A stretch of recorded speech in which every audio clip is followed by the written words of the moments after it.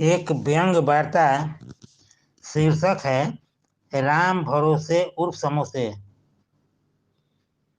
आप सभी श्रोताओं को तहे दिल से नमस्कार। आपका और मेरा बना रहे सदैव मित्रवत व्यवहार। तो कृपया यदि इस चैनल पर नए हैं तो मेरे चैनल को कर दीजिए सब्सक्राइब।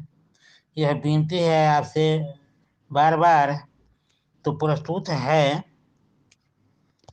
राजेंद्र कुमार सिंह के स्वर में यह व्यंग वार्ता, जिसका शीर्षक है राम भरोसे उर्फ समोसे।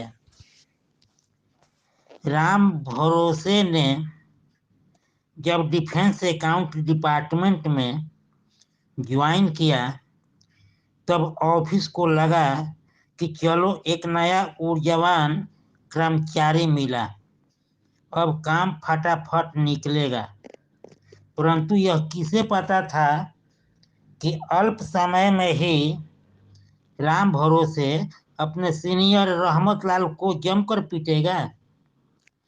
हुआ यूं कि राम भरोसे के बारे में पूरी जानकारी नहीं होने के बावजूद रहमत लाल अक्सर सीनियर होने का रुआब झाड़ते, उलूल जुलूल सवाल पूछते, जबकि राम भरोसे को फिजूल बात करने की आदत तो थी नहीं।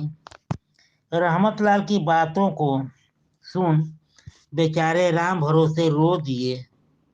नतीजा यह हुआ कि अपने सीनियर रहमत लाल को बढ़िया से धो दिए, क्योंकि नौकरी में आने से पहले से ही उनका उसूल था, जब जब रोते उसको दम पर धोए।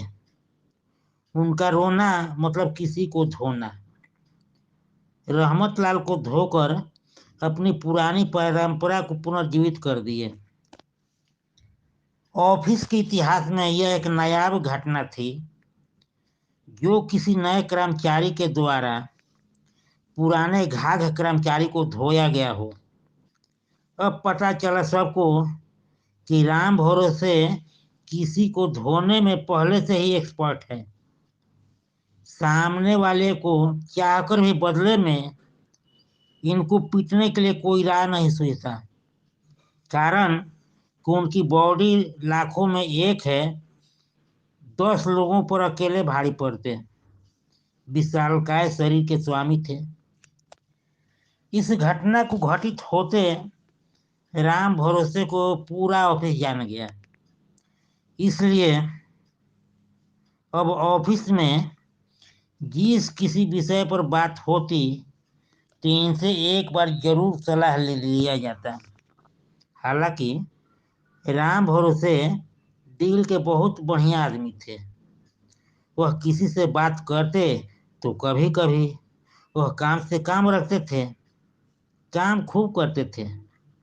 उनका मानना था जब इसके लिए नियुक्त हुए हैं तो काम से परहेज क्या करना।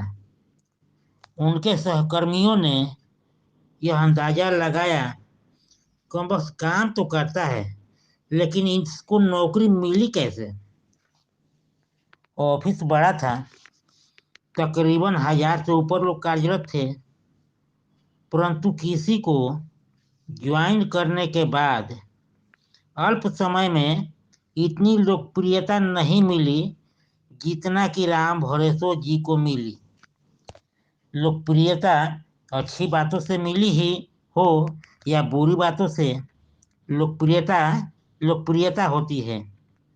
ऑफिस में शुरू के दिनों में उनका ख्याल, हाव भाव, बात व्यवहार के कारण उनको अनेकों नामों से नवाजा गया था। यह था सुमो, समुराय, गूंग, लंगूर, हफ्सी आदि आदि।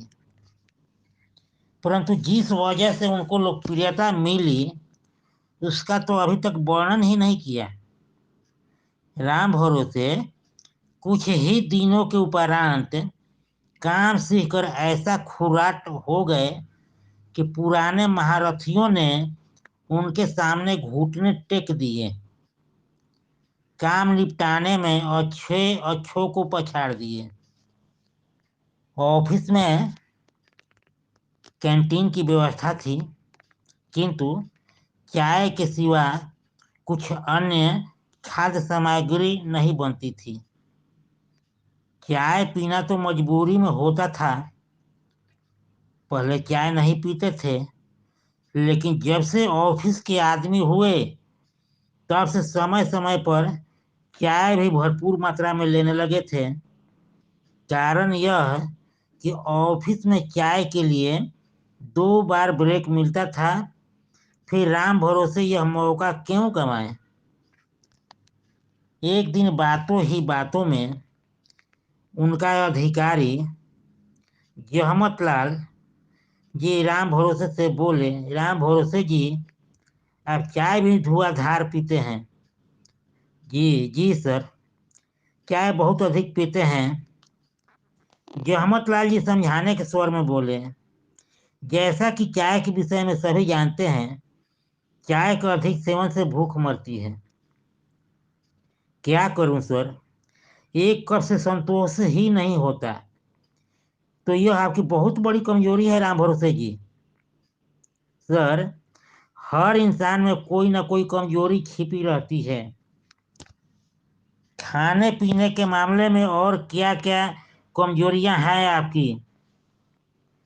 सर, आप यह क्यों पूछ रहे हैं?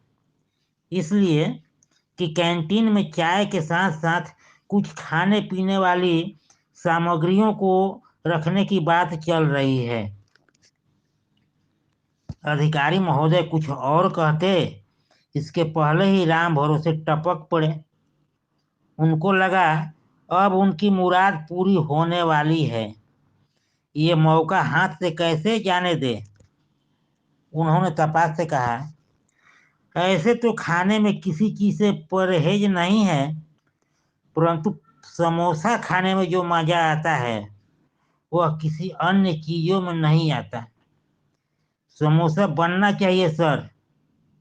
बनेगा, जहमतलाल ने कहा, क्योंकि तुम्हारा विचार अनुक्रमाचार्यों से टैली कर रहा है राम भरोसे जी।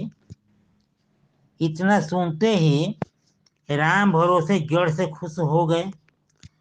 ऑफिस 5 दिन का होता था, सो 5 दिनों का कैंटीन का अलग अलग आइटम होता।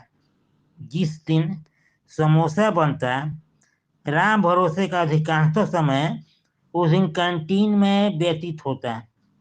ऐसा लगता राम भरोसे और समोसे का जन्म जन्मांतर का रिश्ता कायम हो।